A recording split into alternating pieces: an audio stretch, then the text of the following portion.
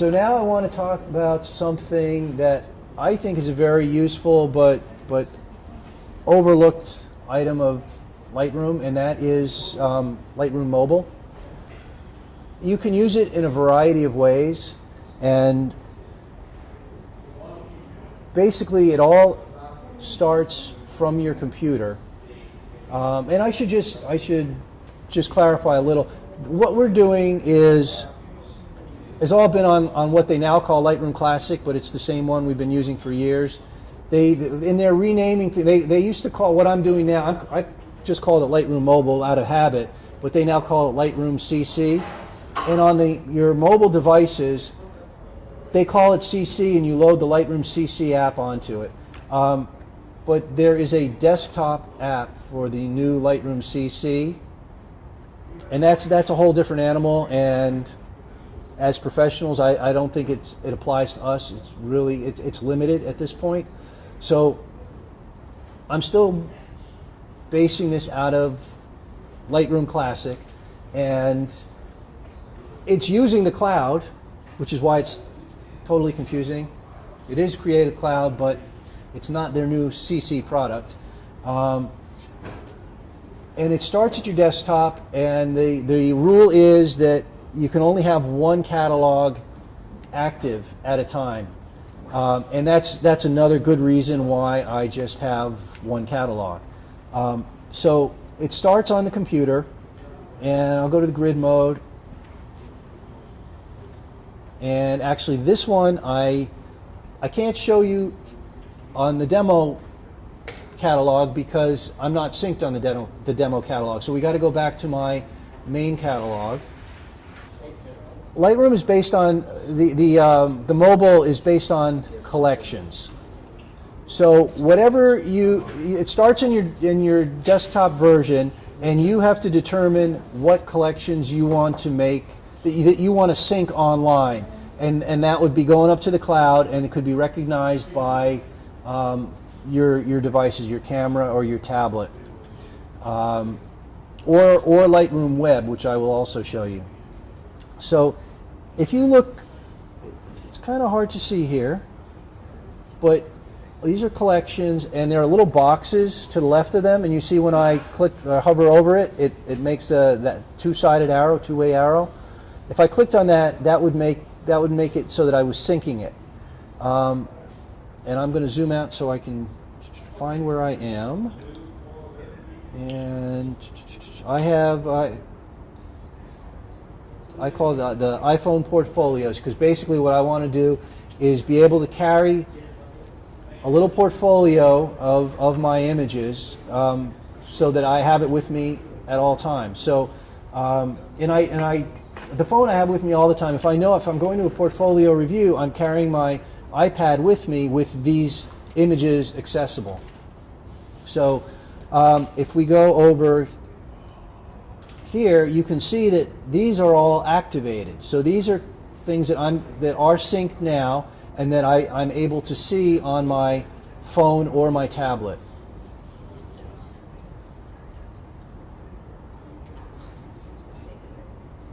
Okay, so if I click on one of those, you're going to be able to see all of these on either the phone or the tablet. So if we go over,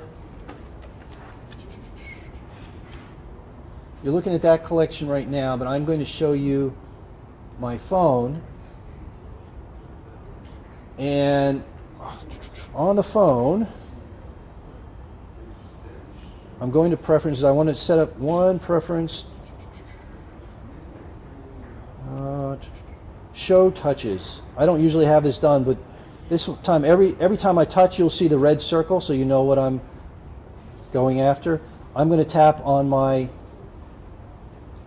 collection here, so you can see it's the same images that are on that collection on my desktop that are showing on the phone.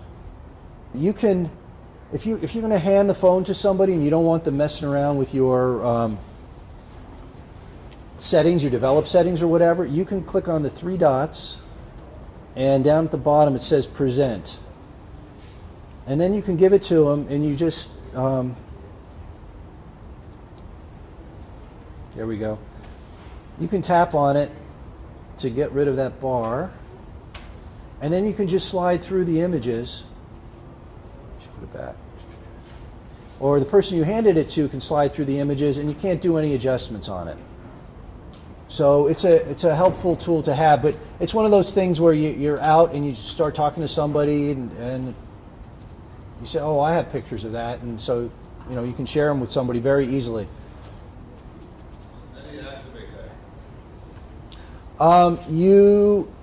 First of all, you have to be on their subscription service, and you have to be signed in.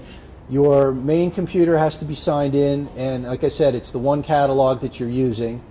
And then when you go to the App Store or whatever they call it, Play, whatever it is with Google, and you download the Lightroom CC app for your device, and then you have to sync in with that device. And then whatever you do is shared. It originates from Lightroom, from your catalog there. So there are two ways of working it. So what you can do is use it. The first way that I showed you is as a portfolio, and then if you see up top here, it says review right here. Okay, you can choose what you want to do. If you want to edit it or rate and review or add keywords, you can do all those things now. And the Lightroom Mobile is one of those things that Adobe has been quietly adding features onto, and for some reason not really publicizing it too much. So it's improved a lot in the last couple of years. So if I have it in review right now, just tap on the image. If you put your hand on the left side and slide up, it's supposed to be going up and start. There you go. Okay, you see the stars here? As you move that up or down, it's rating it with stars. And if you're on the other side, if you go up or down, it should do flags, like up for a pick, yep, and down for a reject. I don't know why it's. I guess you have to be right smack on the image. Okay, I'm going to leave that there. And you can go through. So if you want to travel light, for example, the way Lightroom works is based on thumbnails, and they go up to the cloud and they work on your device. If you want to be offline, you can download smart previews onto your device, and you can go off the grid and whatever, and you can do an edit. Say you're going away on a family vacation, but you've got to get this work done. You can just put it on your tablet and go, and you can edit on the tablet. You can do your ratings and your rankings, and you can do develop stuff.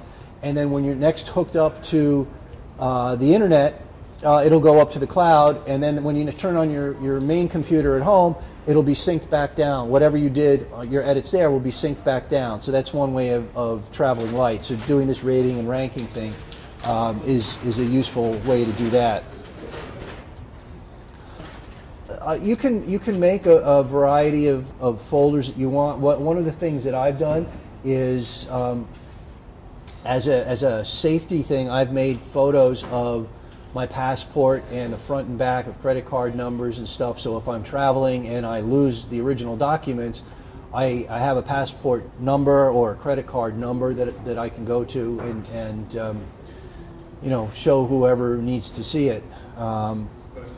That it's there. If you lose your phone, they have all your information. But they don't know where it is, and they don't know how to get to it. They don't know the login if I haven't logged in, right? So, but also with the Macs anyway, you can, if you lose a device, you can wipe the lost device remotely with Find a Mac. So I'm not too worried about that. It has a rather obscure name, so people probably wouldn't know to find it there.